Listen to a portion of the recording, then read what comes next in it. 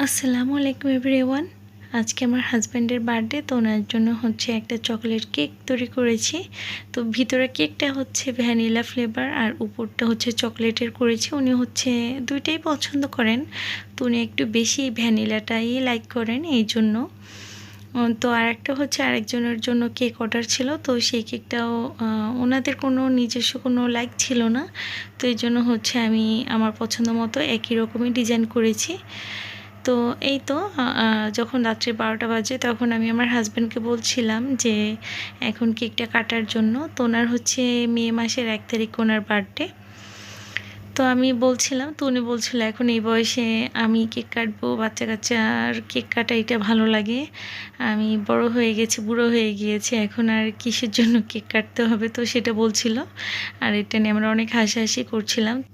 আর আমি হচ্ছে ঘরে বেলুনও ফুলিয়েছি, মানে বেলুন চেয়েছিলাম একটু ফিটিং করব, তো উনি তাও করতে দেয়নি। উনি বলছিল আমি বুড়ো হয়ে গেছি, এখন এগুলো আসলে দরকার নেই, মানুষ দেখলে খারাপ বলবে। তো আমি সবসময় একটু পাগলামি করি সবার মুখে হাসি দেখার জন্য, যাতে করে সবাই ভালো থাকে, আনন্দে থাকে, একটু হাসি খুশি থাকে, এটা চিন্তা করি। তো সবসময় মুস্কানের আব্বু কিন্তু আমাদেরকে হাসি খুশি রাখার জন্য অনেক কষ্ট করেন, আর সে কিন্তু অনেক ভালো মনের একজন মানুষ। আপনারা সবাই আমার হাজব্যান্ডের জন্য দোয়া করবেন, যাতে আল্লাহ ওনাকে নেখায়েত দান করে, উনি ভালো থাকে, সুস্থ থাকে।